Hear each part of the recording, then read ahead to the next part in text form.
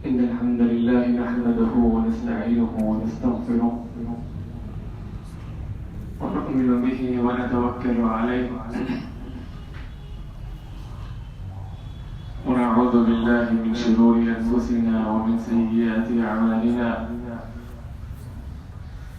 من يهده الله فلا مضل له ومن يضلل فلا هادي له وأشهد أن لا إله إلا الله وحده لا شريك له وأشهد أن محمدا عبده ورسوله اللهم صل على محمد وعلى آل محمد كما صليت على إبراهيم وعلى آل إبراهيم إنك حميد مجيد اللهم بارك على محمد وعلى آل محمد كما باركت على إبراهيم وعلى آل إبراهيم إنك حميد مجيد رب اشرح لي صدري ويسر لي أمري واحلل عقدة من لساني يفقه قولي فقد قال الله تعالى بعد أعوذ بالله من الشيطان الرجيم بسم الله الرحمن الرحيم اتل ما أوحي إليك من الكتاب وأقم الصلاة إن الصلاة تنهى عن الفحشاء والمنكر ولذكر الله أكبر والله يعلم ما تصنعون أما بعد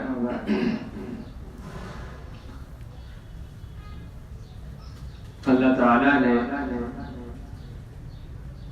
سورۃ العنکبوت کی اس آیت کریمہ میں کچھ احکامات نازل فرمائے ہیں جن احکامات میں سے یہ حکم بھی ہے جو اللہ رب العزت اپنے نبی محمد علیہ السلام سے فرما رہے ہیں اتل ما اوحی الیک من الکتاب اے اللہ کے نبی جو قرآن جو آیات آپ پر نازل کی گئی ہیں اس کی تلاوت کیجیے اور یہ بات معلوم ہے اصول حدیث میں اصول تفسیر میں کہ جو حکم نبی علیہ السلام کے لیے کیا گیا ہے وہ حکم آپ علیہ السلام کی ساری امت کے لیے ہے یعنی اس آیت میں ہمیں یہ حکم دیا گیا ہے کہ ہم اللہ رب العزت کے کلام کی تلاوت کیا کریں بعض سلف رحمہم اللہ تعالی یہ کہا کرتے تھے کہ جب ہمارا دل چاہتا کہ ہم اللہ رب العزت سے ہم کلام ہوئے کچھ بات چیت کریں تو ہم نفلی نماز پڑھ لیا کرتے تھے جیسا کہ آپ کو معلوم ہے انسان جب نماز پڑھتا ہے وہ اپنے رب سے گپ شپ لگاتا ہے گفتگو کرتا ہے جیسا کہ حدیث میں آتا ہے کہ نبی علیہ السلام نے فرمایا اذا قال العبد الحمد للہ رب العالمین قال اللہ حمدنی عبدی جب ایک شخص نماز کی حالت میں سورۃ الفاتحہ کی پہلی آیات پڑھتا ہے الحمدللہ رب العالمین تو اللہ رب العزت فرماتے ہیں میرے بندے نے میری تعریف بیان کی ہے جب بندہ کہتا ہے الرحمن الرحیم اللہ رب العزت فرماتے ہیں اثنى علی عبدی میرے بندے نے میری ثنا بیان کی ہے میری حمد میری تعریف بیان کی ہے تو سلف صالحین کہا کرتے تھے جب ہمارا دل چاہتا کہ ہم اپنے رب سے ہم کلام ہو گپ شپ لگائیں گفتگو کریں تو ہم نفلی نماز پڑھ لیا کرتے تھے اور جب ہمارا دل یہ چاہتا کہ اللہ رب العزت ہم سے گفتگو کرے تو ہم اللہ رب العزت کے کلام کی تلاوت کر لیا کرتے تھے. آج ہم اگر کسی بڑے انسان سے، دنیا کے کسی عہدے دار سے، وزیر اعلیٰ یا وزیر اعظم صاحب سے گپ شپ لگا لیں، کوئی گفتگو کر لیں، 2-3 الفاظ حال شال یہ پوچھ لیں تو ہمارے دلوں سے خوشی ہی نہیں جاتی ہے. ہم فوراً جیب سے موبائل نکالتے ہیں، ایک سیلفی لے لیتے ہیں، میڈیا پہ ڈال دیتے ہیں، فیس بک پہ ڈال دیتے ہیں، جناب وزیر اعظم صاحب نے ہم سے گپ شپ لگائی ہے، بات چیت کی ہے.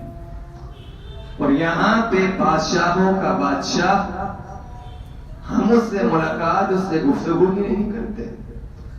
وزیر اعظم صاحب سے، کسی عہدے دار سے بات کرنی ہو کتنی مشکل ہوتی ہے. اس کی سیکٹری سے ملے، اس کے وزیر سے ملے، اس کو خط دے، اس کی سفارش کرے، اس کو رشوت دے، پھر جا کے اگر نصیب ہوا تو وزیر اعظم صاحب سے ملاقات ہوگی. اور یہاں پہ اللہ رب العزت کی کلام، اس کا کلام، اس سے بات چیت کا راستہ قرآن مجید کی صورت میں ہمارے سامنے موجود ہے اور ہمیں پرواہ ہی نہیں. اور آج کل زمانہ ہی ایسا آ گیا ہے کہ ہر انسان یہ کام کر سکتا ہے کہ وہ اللہ رب العزت کا کلام اپنی جیب میں رکھ سکے. آج کل چھوٹے مصحف، چھوٹے قرآن بھی آ چکے ہیں، لیکن یہ قرآن اللہ رب العزت کا کلام، اللہ رب العزت کا یہ صفت ہماری زندگی سے معدوم ہو چکی ہے. ہمیں کچھ معلوم ہی نہیں ہے. اور یہ بات یاد رکھیے گا میرے بھائیوں، اللہ رب العزت نے قرآن کی تلاوت کرنے کا ملائکہ کو اختیار اور ان کو مجبور نہیں کیا. قرآن مجید کی تلاوت ہمارے لیے واجب قرار دی گئی ہے، ملائکہ کے لیے نہیں، فرشتوں کے لیے نہیں. لیکن فرشتوں کی یہ ڈیوٹی ہے، جب ہم تلاوت کرتے ہیں قرآن کی، وہ ہمارے ارد گرد جمع ہو جاتے ہیں. حضرت حسین رضی اللہ تعالی عنہ کا ایک واقعہ آتا ہے جس میں حضرت حسین فرماتے ہیں کہ میں ایک گمنام جگہ پہ کسی صحرا میں یا جنگل میں اپنے گھوڑے کو باندھ کے قرآن کی تلاوت کرنے لگا. اس گھوڑے کے پاس میرا بیٹا یحییٰ بھی سویا ہوا تھا. رات کی تاریکی ہے، قرآن کی تلاوت کر رہے ہیں. اچانک سے وہ گھوڑا چھلانگے مارنے لگتا ہے، اچھلنے لگتا ہے. حضرت حسین چپ کر جاتے ہیں، تھوڑی دیر کے لیے خاموش ہو جاتے ہیں. گھوڑا بھی سکون آ جاتا ہے، وہ بھی چھلانگے مارنے سے رک جاتا ہے. پھر تھوڑی دیر بعد قرآن کی تلاوت کرتے ہیں، پھر گھوڑا چھلانگے مارنے لگتا ہے، اچھلنے لگتا ہے. کئی مرتبہ یوں ہوتا ہے. جب صبح ہوتی ہے، حضرت حسین رضی اللہ تعالی عنہ نبی علیہ السلام کی خدمت میں حاضر ہوتے ہیں اور یہ سارا واقعہ آپ علیہ السلام کے سامنے رکھتے ہیں. نبی علیہ السلام فرماتے ہیں، اے حسین تو نے قرآن کی تلاوت روک دی تھی؟ کہا ہاں اللہ کے نبی، مجھے یہ خدشہ تھا، مجھے یہ خوف تھا کہیں گھوڑے کے کچلنے سے وہ میرے بچے کو کہیں کچل نہ دے، اس لیے میں نے تلاوت کو روک دیا. نبی علیہ السلام کو حسین رضی اللہ تعالی عنہ یہ بھی بتاتے ہیں کہ میری اچانک نظر آسمانوں پہ پڑی اور میں نے آسمانوں میں قطار کی صورت میں، لین کی صورت میں کچھ ایسی قندیلیں دیکھی جو منور تھی، جن میں روشنی تھی. آپ علیہ السلام نے فرمایا، حسین یہ ساری لینیں قندیلوں کی، یہ ساری قطار فرشتوں کی قطار تھی جو تیرا قرآن سننے آئی تھی. اتنی بڑی سعادت کہ ہماری قرآن کی تلاوت فرشتے بھی سننے آتے ہیں. لیکن یہ قرآن تلاوت ہماری زندگی سے معدوم ہو چکی ہے. ہم مسجدوں میں آتے ہیں، پہلی بات ہے قرآن موجود ہوتے ہیں، لیکن کچھ مساجد ایسی ہیں اللہ معاف فرمائے اس میں آپ کو قرآن ہی نہیں ملیں گے، وہاں پہ موجود ہی نہیں. کیوں؟ امام صاحب، خطیب صاحب، ان کو معلوم ہے لوگوں نے قرآن پڑھنا ہی نہیں ہے، رکھ کے کریں گے کیا. لیکن جن مساجد میں قرآن موجود ہوتا ہے کہ بھی ہم نے کوشش کی ہے کہ قرآن کو پکڑ کے تھوڑی سی تلاوت کر لیں. اور عرب میں نے جو دیکھا ہے ان میں کہیں نیکیاں ہیں، کہیں بلائیاں ہیں. ان میں سے ایک یہ بھی بلائی ہے کہ اذان ہوتی، عرب لوگ اذان سے پہلے ہی اپنا وضو بنا لیتے، نماز کی تیاری کر لیتے، اذان ہوتے ہی مسجد میں آتے، دو سنتے پڑھتے اور اس کے بعد قرآن کو اٹھا کے اس کی تلاوت شروع کر دیتے اور اس وقت تک تلاوت کرتے رہتے جب تک امام مصلی پہ آ کھڑا نہ ہو. یہ نہیں کہ قرآن کو کھولا اور ادھر بھی نظر گزرائی ادھر بھی دہرائی، امام صاحب آئے ہیں یا نہیں آئے. نہیں، اپنی تلاوت میں اللہ رب العزت کے ساتھ کلام میں مصروف ہے. اقامت ہوئی پھر قرآن کو بند کیا اور رکھا. یہ چیز ہمارے میں بھی ہے. کبھی ہم نے کوشش کی، آج جمعے کا دن ہے، کسی شخص نے کوشش کی ہے کہ صبح سورۃ الکہف پڑھ کے آئے؟ کوئی بھی نہیں ہے. اور ہم جب قرآن پڑھتے ہیں ہمارے قرآن میں نہ تجوید ہے نہ ہی قرآن پڑھنے کا طریقہ. نبی علیہ الصلوۃ والسلام کی حدیث ہے من لم یتغن بالقرآن فهو لیس منا. جو قرآن کو خوبصورت کر کے نہیں پڑھتا وہ ہم میں سے ہے ہی نہیں. کبھی ہم نے یہ کوشش کی ہے کہ قاری صاحب سے 10 منٹ لے لیں، قاری صاحب ہمیں پڑھا دیں، 10 منٹ کے لیے ہماری تجوید ٹھیک کر دیں؟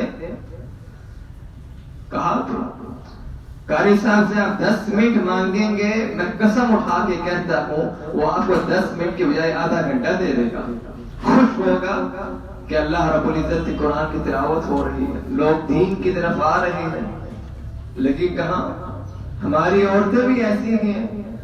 قرآن میں ٹیوشن کے لیے قاری صاحب رکھے ہوئے ہیں، 500 روپیہ دے کے مہینے بعد بھگا دیا. اور انگلش کا ٹیچر آ جائے، سائنس کا ٹیچر آ جائے، ٹیچر کے جانے کے بعد ہوم ورک چیک کریں گی ٹیچر نے صحیح کرایا نہیں کرایا. 3000 روپیہ اس کی فیس ہے. لیکن قاری صاحب، اللہ رب العزت کا کلام ہماری زندگی سے معدوم ہو چکا ہے. اور یہ بات بڑی ہی عجیب ہے کہ اللہ رب العزت کا کلام سب سے وفادار ہے. قیامت کے دن یہی اللہ رب العزت کا کلام اس کے پڑھنے والے کے لیے سفارش کرے گا. نبی علیہ الصلوۃ والسلام کی حدیث ہے اقرأوا القرآن فإنه يأتي يوم القيامة شفيعا لأصحابه، کہ قرآن کو پڑھا کرو، قیامت کے دن یہ اپنے بندے کی، اپنے پڑھنے والے کی سفارش کرے گا. قرآن مجید میں ایک بڑا ہی مہیب مقام، بڑا ہی خوفناک مقام حشر کا میدان ہے، جس کے بارے میں قرآن کی آیات یوم یفر المرء من اخیہ وامہ وابیہ وصاحبتہ وبنیہ. جب انسانوں کو نفخ صور سے دوسری مرتبہ اٹھایا جائے گا، لوگ اٹھیں گے، حشر کے میدان کی طرف جائیں گے. نہ اپنی ماں کو اپنے بیٹے کا معلوم ہے وہ کدھر ہے، وہ بھاگے گی اپنے بیٹے سے. باپ اپنے بیٹے سے بھاگے گا، بیٹا اپنے باپ سے بھاگے گا، دوست اپنے دوست سے بھاگے گا. کوئی کسی کا نہیں ہے. ہر کسی کی زبان پہ ہوگا ربی نفسی ربی نفسی ربی نفسی. یہاں تک کہ انبیاء کی زبانوں پہ بھی ہوگا اے اللہ میری جان بچا لے، مجھے کسی کی پرواہ نہیں. جو جاتا ہے کہیں بھی جائے، مجھے کسی کی پرواہ نہیں. یہاں تک کہ نبی علیہ السلام کی سب سے محبوبہ زوجہ عائشہ رضی اللہ تعالی عنہا، ان کو بھی نبی علیہ السلام فرماتے ہیں عائشہ 3 جگہ ایسی ہوں گی جہاں پہ میں بھی تجھے بھول جاؤں گا. ایسا مہیب اور خطرناک اور خوفناک مقام جہاں پہ ہر کوئی سب کو بھول جائے گا. لیکن یہ ایک قرآن ہوگا جو اپنے بندے کو کبھی چھوڑے گا نہیں. حشر کے میدان میں ہر کوئی اپنے دوست، ماں، باپ، بہنوں سے بھاگ رہا ہے، لیکن قرآن ایسا رشتہ دار ہوگا جو اپنے پڑھنے والے کو ڈھونڈے گا. اس کو ڈھونڈنے کے بعد اس کو پکڑ کے جنت میں داخل کروائے گا. یہ تھوڑی سعادت ہے. آج ہماری عمریں بڑی ہو گئی ہیں، ہم بڑے ہیں، ہمارے اندر یہ طاقت نہیں ہے ہم قرآن کو اچھی طرح تجوید کے ساتھ پڑھیں، یا ہم سب سے بڑی سعادت کے قرآن کو حفظ کر لیں، ہمارے اندر طاقت نہیں. لیکن یہ اعزاز ماں باپ بھی حاصل کر سکتے ہیں. ماں باپ اپنے بچوں کو حفظ کروائیں. حدیث میں آتا ہے کہ جب لوگ ہر کسی سے بھاگ رہا ہوگا حشر کے میدان میں، تو قاری القرآن، حافظ القرآن، جس نے قرآن کو یاد کیا، وہ اپنے ماں باپ کو ڈھونڈے گا. اس مقام پہ جب ماں باپ اپنے بچوں سے بھاگ رہے ہوں گے، بھائی اپنے بھائی سے بھاگ رہا ہوگا، لیکن یہ حافظ قرآن اپنے ماں باپ کو ڈھونڈ رہا ہوگا تاکہ وہ اپنے ماں باپ کو اللہ رب العزت کے سامنے پیش کرے اور اس کے سر پہ وقار کا تاج پہنایا جائے. اس عادت ان ماں باپ کے لیے ہے جو اپنے بچوں کو حفظ کرواتے ہیں، اللہ رب العزت کا کلام یاد کرواتے ہیں. یہاں تک کہ نبی علیہ السلام نے فرمایا یہ قرآن اللہ رب العزت سے جھگڑا کرے گا، کیونکہ یہ قرآن مخلوق نہیں ہے، یہ اللہ رب العزت کی صفت ہے، کلام ہے.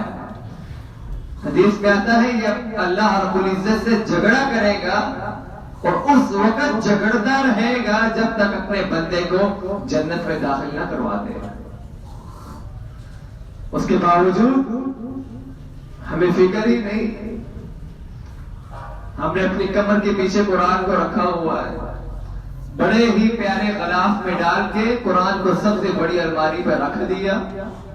جی ہمارے گھر میں قرآن موجود ہے.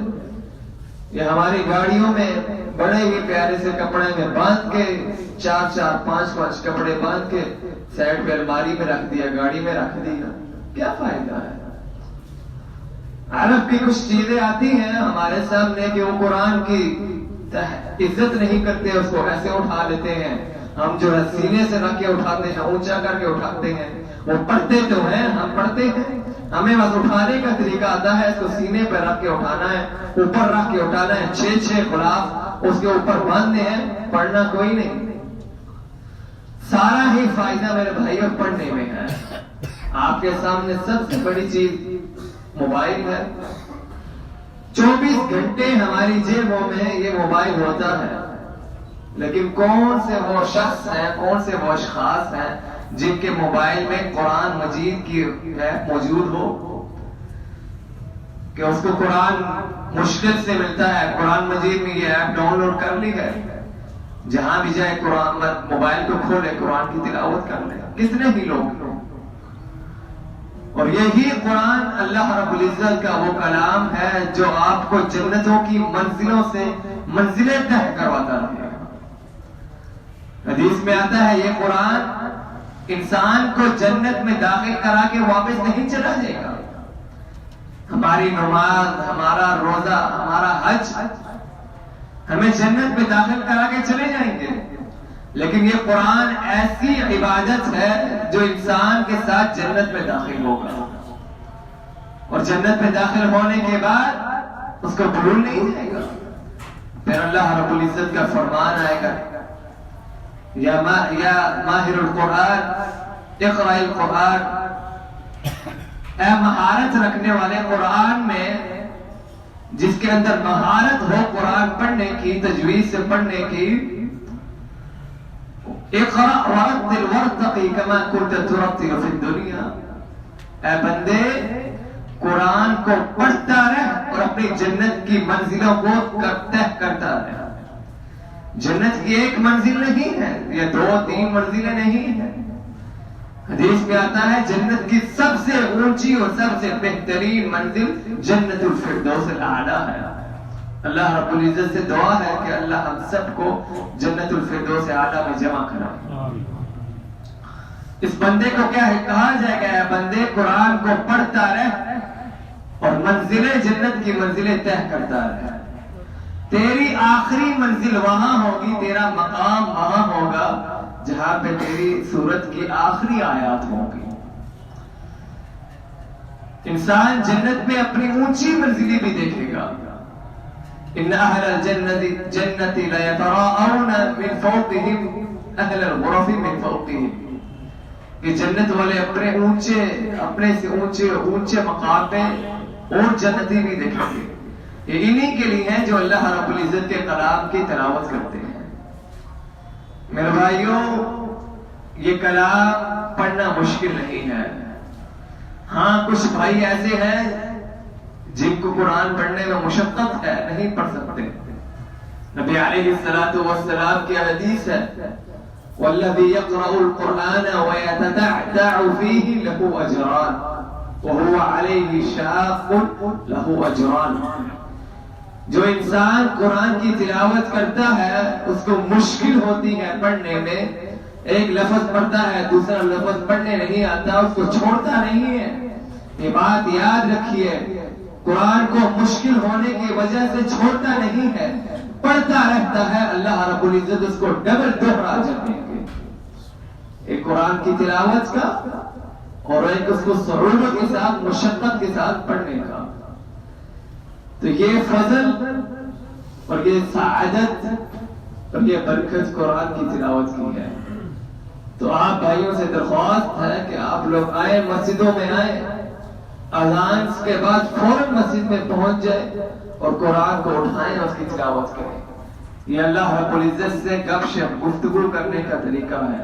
اللہ رب العزت سے دعا ہے کہ اللہ رب العزت ہم سب کو توفیق عطا فرمائے کہ ہم اس کی تلاوت، اس کی قرآن کی تلاوت کیا کریں. وآخر دعوانا ان الحمدللہ رب العالمین.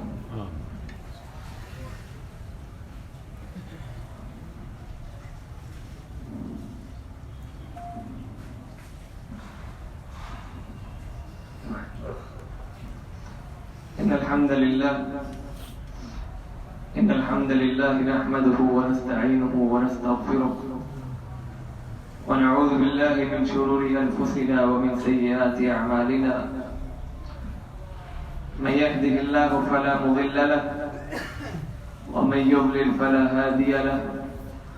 وأشهد أن لا إله إلا الله وحده لا شريك له.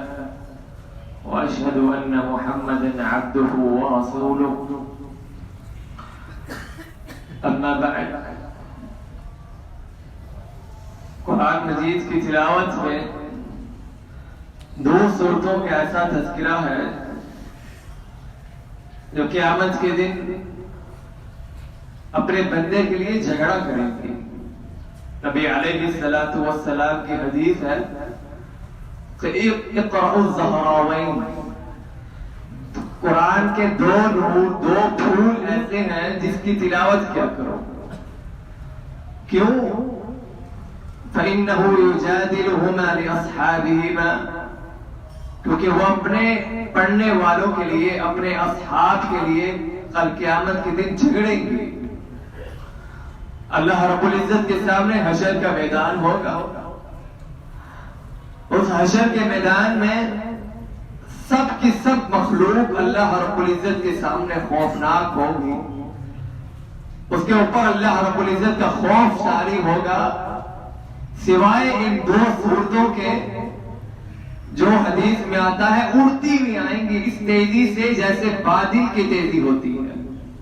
جس طرح بادل چلتے ہیں اس تیزی سے آئیں گی اور اللہ رب العزت سے یہ سفارش کریں گے، اے اللہ یہ بندہ ہمارے قرآن کی تلاوت کیا کرتا تھا، ہمیں پڑھا کرتا تھا، اس کو معاف فرما دے. اور اس وقت تک جھگڑتی رہیں گی جب تک اس کو جنت میں داخل نہ کرا دے. وہ صورتیں سورۃ البقرہ اور سورۃ آل عمران ہے.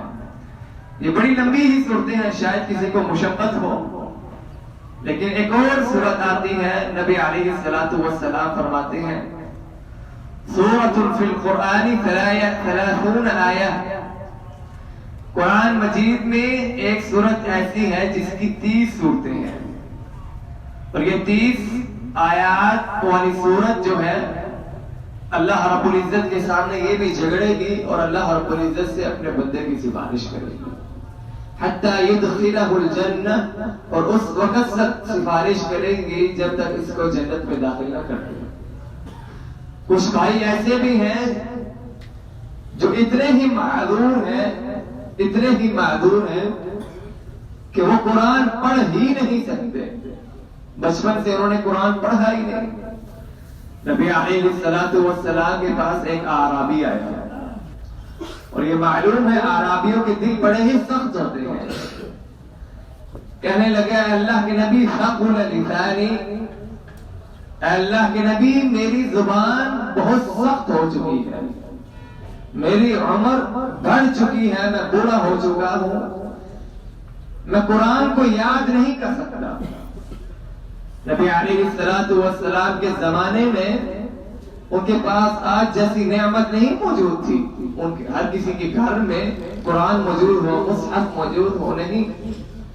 صحابہ کرام اپنے دلوں میں، اپنے سینوں میں قرآن کو یاد کر کے محفوظ کر لیا کرتے تھے اور پھر اس کی تلاوت کیا کرتے تھے. اگر کسی کے پاس اتنی سہولت میسر ہو کہ وہ اوراق یا درختوں کے پتوں کے اوپر قرآن کو لکھ لیا کرتا تھا یا چمڑیوں کے اوپر قرآن کو لکھ کے محفوظ کر لیا کرتا تھا، پھر اس کی تلاوت کر دیا کرتا تھا.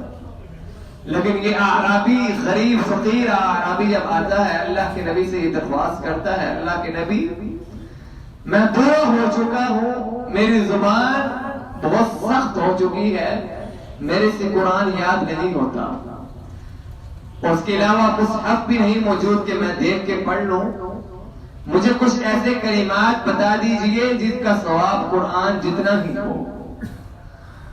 نبی علیہ الصلوۃ والسلام نے فرمایا قل سبحان اللہ والحمد للہ ولا الہ الا اللہ واللہ اکبر ولا حول ولا قوت الا باللہ. یہ 5 اذکار نبی علیہ الصلوۃ والسلام نے اس اعرابی کو دیے اور کہا اس کو یاد کر لو، یہ قرآن کی مثل ہے، اس کا بدل ہے.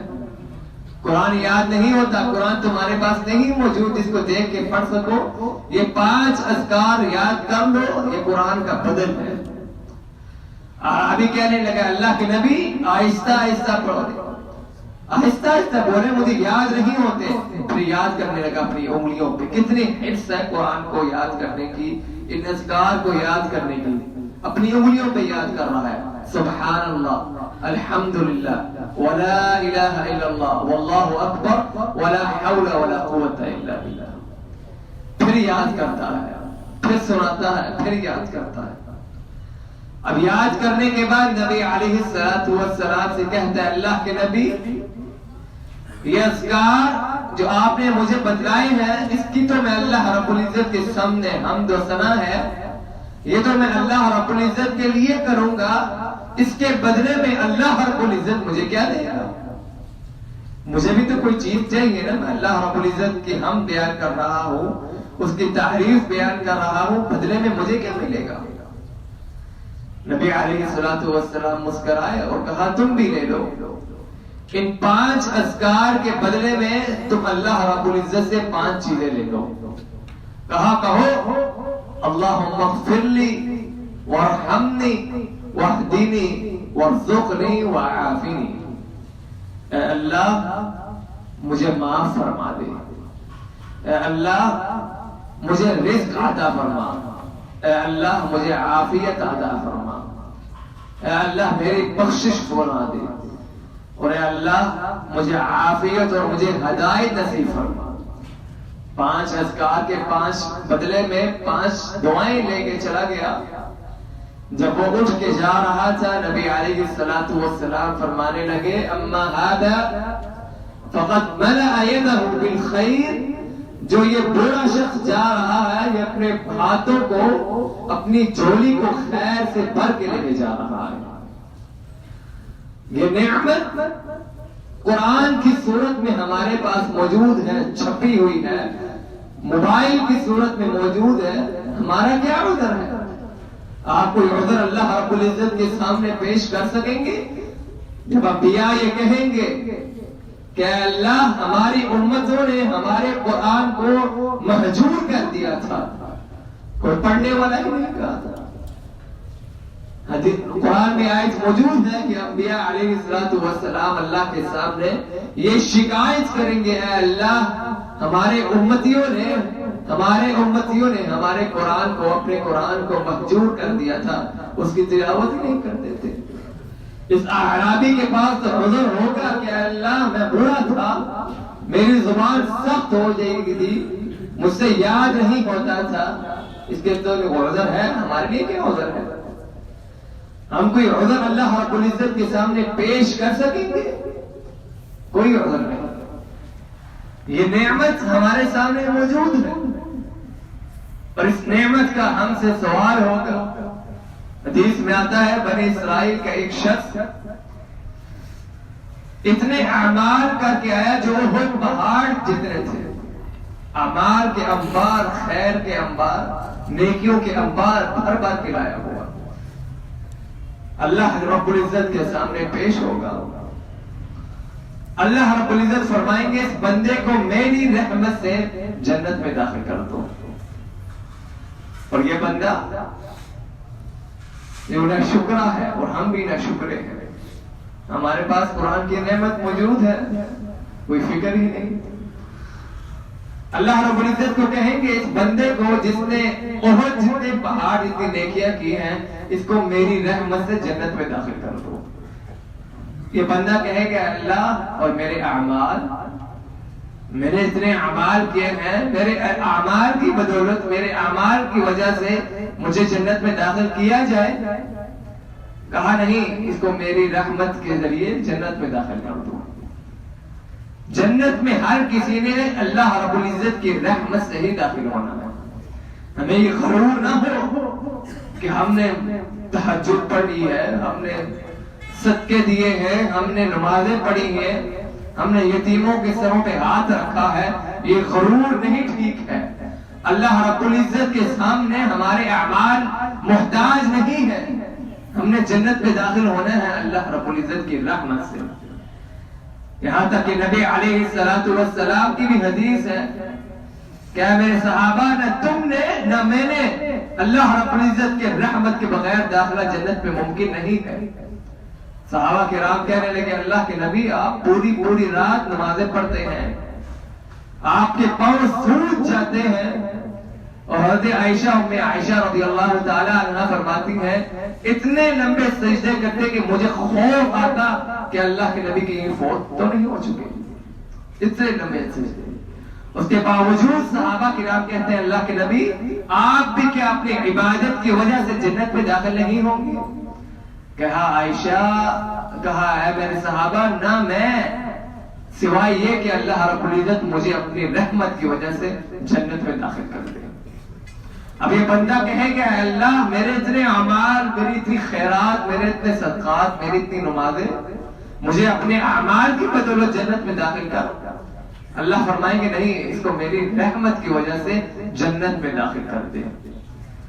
پھر وہ بندہ کہے گا میرے اعمال، اللہ رب العزت فرمائیں گے ٹھیک ہے تیری اعمال کو تول لیتے ہیں۔ حدیث میں آتا ہے اس کی ایک آنکھ کو نکال کے میزان کے ایک پڑے پہ رکھ دیا جائے گا، اور اس کی پوری زندگی کے اعمال کو ایک پڑے میں رکھ دیا جائے گا، یہ آنکھ ان اعمال پر بھاری پڑ جائے گی۔ یہ آنکھ ایک اللہ رب العزت کی نعمت ہے، ہم اس آنکھ کا بدلہ نہیں جھکا سکتے ہیں، تو اور نعمتیں کدھر ہیں؟ ہمارے کھانے کی نعمت، پینے کی نعمت، سانس کی نعمت، دیکھنے کی نعمت، چکھنے کی نعمت، نعمتیں ہی نعمتیں۔ اس کے باوجود اگر ہم اللہ رب العزت سے کلام پڑھنے سے محروم ہیں تو ہمارے پاس میرے بھائیوں کوئی عذر نہیں۔ اللہ رب العزت نے اگر قیامت کے دن پوچھ لیا تو ہمارے پاس کوئی جواب نہیں ہوگا. اس کا جواب ہمیں ابھی ہی تیار کرنا ہے، ابھی ہمیں قرآن کی تلاوت کر کے اس کا جواب تیار کرنا ہے. اللہ رب العزت سے دعا ہے کہ اللہ رب العزت ہمیں ایمان کو صحیح سمجھنے اور اس پر عمل کرنے کے توفیق عطا فرمائے. ربنا آتنا فی الدنیا حسنہ وفي الآخرة حسنة وقنا عذاب النار. ربنا ظلمنا أنفسنا وإن لم تغفر لنا وترحمنا لنكونن من الخاسرين. ربنا ظلمنا أنفسنا وإن لم تغفر لنا وترحمنا لنكونن من الخاسرين. اللهم ربنا لا تزغ قلوبنا بعد إذ هديتنا وهب لنا من لدنك رحمة إنك أنت الوهاب. اللهم ثبت قلوبنا على دينك. اللهم ثبت قلوبنا على دينك.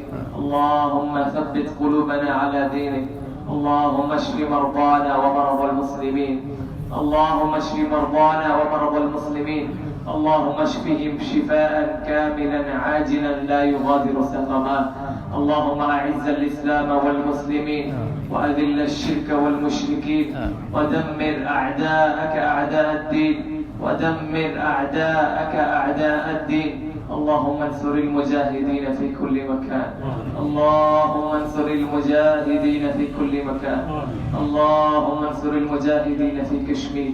اللهم انصر المجاهدين في أفغانستان. اللهم انصر المجاهدين في الشام وفي العراق وفي بورما وفي كل مكان يا رب العالمين. ربنا آتنا في الدنيا حسنة وفي الآخرة حسنة وقنا عذاب النار. إن الله يأمر بالعدل والإحسان وإيتاء ذي القربى وينهى عن الفحشاء والمنكر والبغي يعظكم لعلكم تذكرون. سبحان ربك رب العزة عما يصفون وسلام على المرسلين والحمد لله رب العالمين.